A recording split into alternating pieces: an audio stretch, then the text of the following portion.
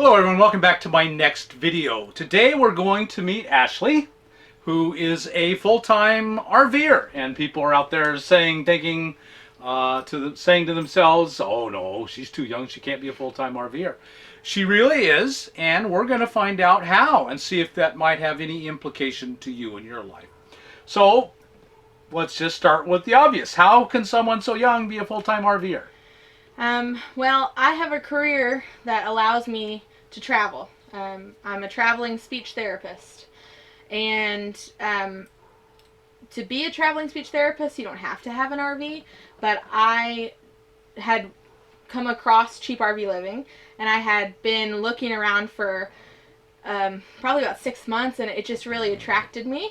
The idea of, being able to go wherever you want, it really appealed to me.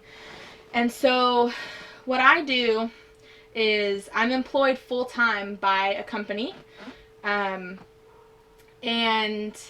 they contract me out to different places.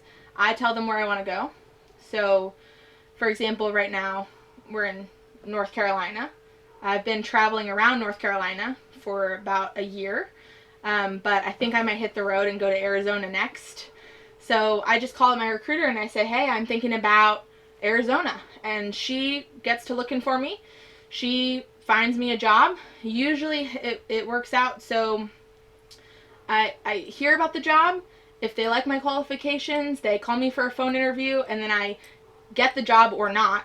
But I usually find out within a week. So you could be in Washington in the summer and Arizona in the winter. Yes, definitely. And so 13 weeks is a typical assignment for you? Yeah, if you work in the schools, it can be a full school year, 9 months. Oh, wow. Yep.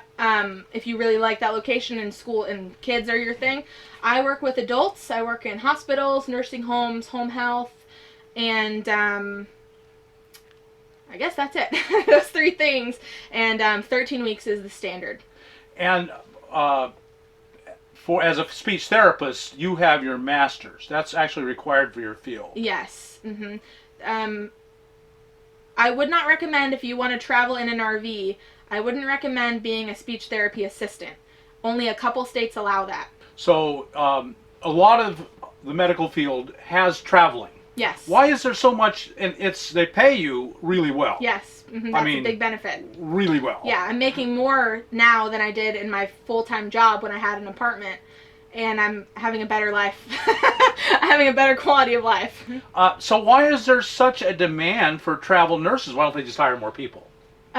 They try. They can't keep up with the demand sometimes. So for whatever reason, not just speech therapy, but the whole medical field, for the most part, has a high demand for traveling physical. Yeah. There's tons of companies that do it. There's probably over 100 companies. Some are big, some are small. You just have to find one that works for you, a recruiter that gets you and knows what you are looking for. But there's travel nurses, travel physical therapy, occupational therapy, travel IT. My company places IT workers.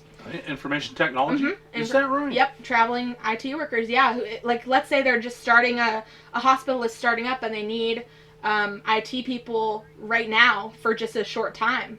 They'll contract out, and you can be a traveling IT worker even, at least with my company. Medical lab work, like people drawing blood and stuff, I don't exactly know why there's that many shortages, but there are. And so you can have a wide variety of careers. I would recommend, if you're looking into it, you can look for the company. Right now I work for Core Medical Group, and so if you go on their website, you'll see all the categories of things that they place. It's not just therapy. So if you're out there, and now you don't have to be young. I mean, you're young and you knew going in that this is what you wanted to do. Or, well, you kind of flowed into it more than anything. You ended up in speech therapy. Do you want to tell that story really briefly? Sure. So I took Spanish for 6 years in high school, and I wasn't good enough to place out of it for college. So I still needed foreign language requirements for college, and I was tired of Spanish. I wasn't very good. So I tried American Sign Language, and I fell in love with it. And I thought, what is a career that would allow me to use American Sign Language? And speech therapy is on the list. Audiology and speech therapy, and a teacher or something would be on that list. And my school offered speech therapy as a bachelor's, and so I took some prereqs and started taking classes and really enjoyed it. So I became a speech therapist, but I transitioned from working in deaf education. I never worked in deaf education because I found out that I really enjoyed working with older adults who have had strokes or hearing loss as an older adult. That's a field as well. If you time it right, if you're going to a market that really needs you, you can get above market salary. You can negotiate that. Really? And, yeah. If you bring value to that client and they want you, they will pay for you. I'm kind of a hybrid actually, but I'm a full-time employee. As long as I keep either renewing my contract or getting a new contract with my company, Core Medical is what it's called.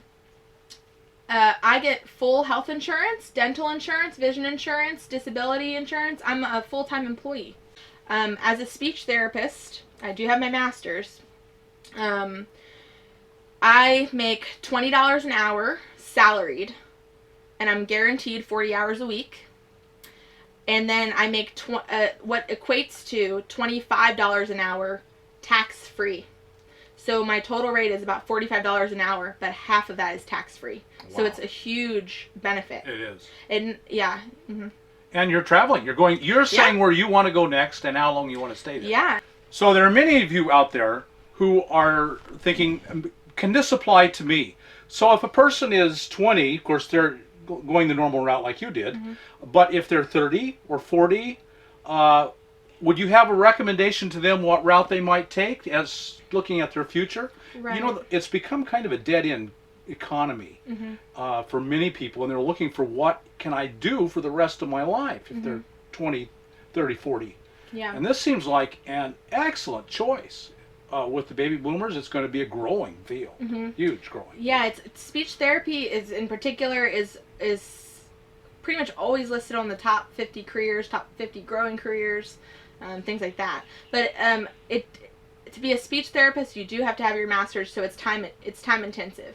If you already have a bachelor's in something, you just need to make sure you have a core, like, what's that called? Prerequisites? It's like statistics, biology, chemistry, and then you can apply to any master's degree in the country pretty much. But if you don't want to go that route because it's schooling and you might have to take out student loans and debt, and that's just it can be too much for some people. A career that's a little bit lower barrier to entry would be something. I don't know about the IT field. I mean, my company does place IT people. That might be a career that could be appealing. But in the therapy world, which is what I'm more familiar with, assistants are usually associate's degrees. So it's usually like maybe a 2-year degree. So it's not quite as intensive as the average person can do a 2-year degree. Yep. The salary is not quite as much for assistants, but the barrier to entry is lower, and they're in quite high demand because a physical therapy assistant and occupational therapy assistant, one building will have maybe 1 physical therapist and 10 physical therapy assistants. If you're just starting school, or if you are looking for a change of career, the therapy profession is there are pros and cons like any profession. It is a job. It's not, fun all day long. And if you do adult therapy, it can be, or if you do pediatric therapy, there are some heartbreaking cases and some sad days. But overall, it's a field where you do get to help people. And their lives are made better. Yeah, if you're good at what you do and you enjoy it, then your patients will be very appreciative, and it's very rewarding. There's some niche markets and some specializations, hand therapy, yes. Dry needling, all sorts of things that you wouldn't even know about unless you're a patient or a therapist. So it's worth looking into. So there's physical therapy. Anything else people out there could be thinking about? Well, you mentioned nursing. Nursing, of course. Yeah, that's a pretty big field. That's pretty big demand, commitment. I enjoy travel therapy about 100% more than I did my normal 9-to-5 stationary job when I first started. So you kind of have a wanderlust heart. Yes. And that's just kind of who you are. Yeah. I've traveled. My mom's old boyfriend worked for United Airlines, and so we got crazy good discounts on tickets, like first class to China for $200. Oh, wow. Kind of tickets. So I've been all over. I love Southeast Asia, Central America. I've been all over the United States as a child, growing up through high school. And when I had to settle down and find a job, it was like, oh, but I only get 2 vacation weeks a year, or like, when do I get to go travel and have fun experiences? And so that, this really appealed to me. So really, rather than plan for vacations, you planned your life to not need a vacation. Your whole life is a vacation. Mm-hmm. You work, and you work hard. Yeah. And you are doing a very meaningful job.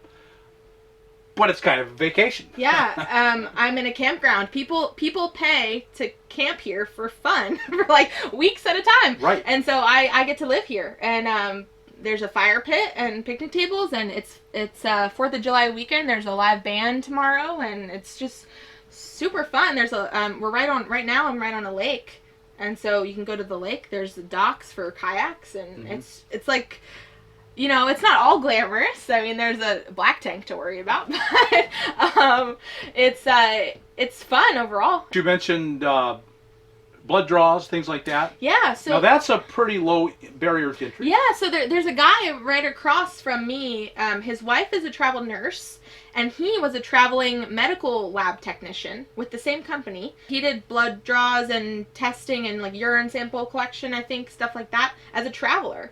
You want to not work, you just don't work. Yeah. I don't I've taken my last vacation was between mid-May to mid-June. Took a whole month off and went down to the Gulf Coast of Florida, and it was beautiful and gorgeous. And I took a month off of work, and then had a job waiting for me when I was ready to come back. It took me about a week to get another job.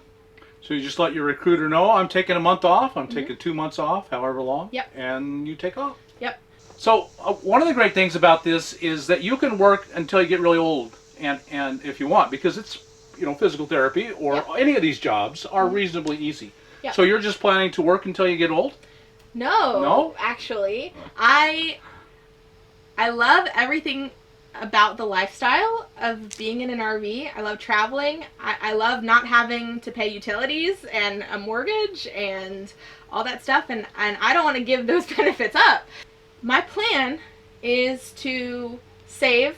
I am saving about 70% of my income, which is substantial. Yeah.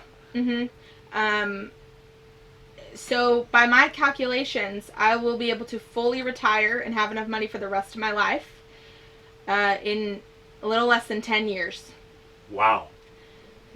So, and it's not, you don't have to do that with travel therapy.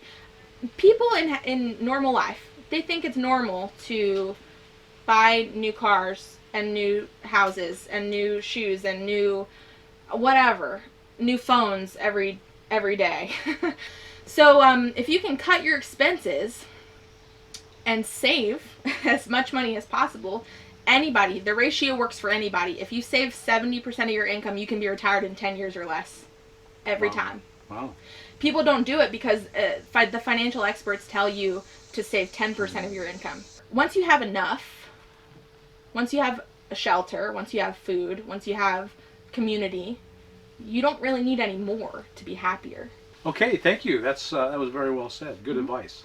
So everyone, I hope you learned, you got an idea here that if you're young enough, thinking about your future, and that there is a really excellent opportunity here for a field that will be greatly increasing and will allow you to be a nomad and travel and live an amazing life.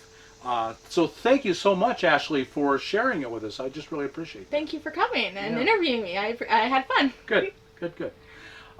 So thanks for watching. I hope you liked the video. If so, like on YouTube, subscribe to the channel, and we'll talk to you later.